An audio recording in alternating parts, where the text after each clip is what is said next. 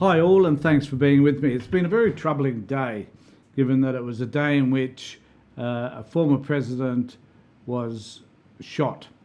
And it's distressing at a number of levels. Number one is that there's so much violence in the US, even a shooting or attempted shooting of an ex-president or a president for that matter would not necessarily be a great surprise to anyone. That it happens at all is a dilemma that in the United States they particularly are struggling with, because it's happened just too many times. But I just want to raise some issues around Trump. The disturbing aspect of all of this is whoever this shooter is, and no one seems to know, they've got his name, but that's about it. No one really knows what motivated him. No one knows which party he supported. No one knows anything about him specifically. So what was this all about? Well, it isn't so much about who he is and what his politics were.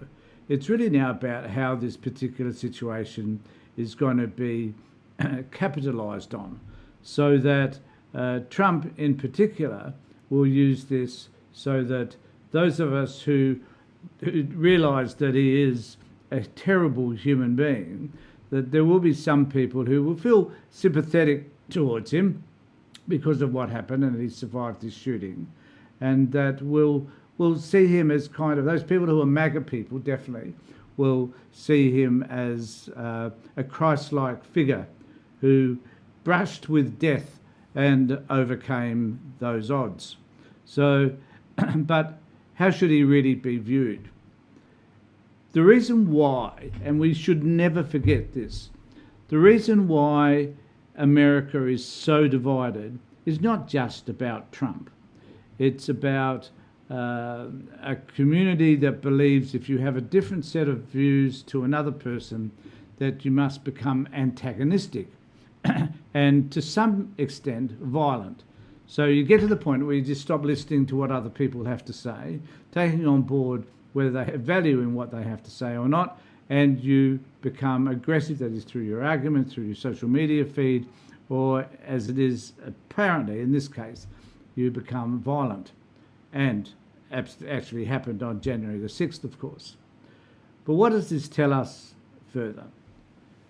I have watched, and I couldn't help but watch, been watching the media and MSNBC and CNN and ABC America and ABC Australia, that you couldn't help but see this vision over and over again.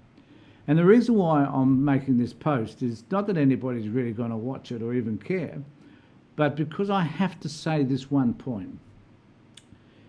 A normal person, and remembering Trump is not a normal person, and he certainly isn't a hero, so let's not suggest for one moment that there's anything heroic in what he did.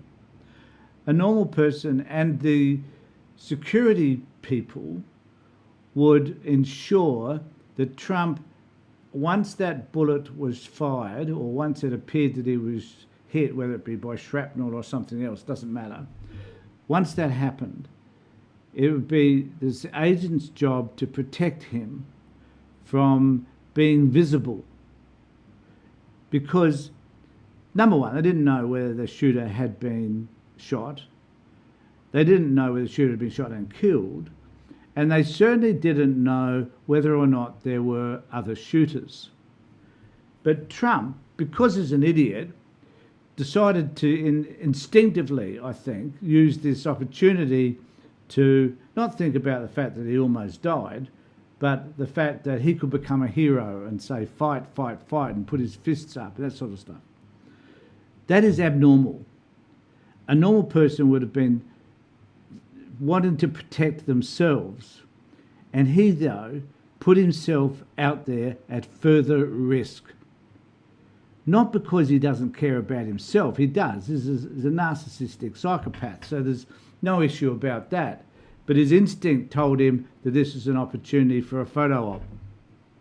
So he did. Think about that for a moment. The man has just brushed with death, and in that moment, he sees this as an opportunity for a photo op.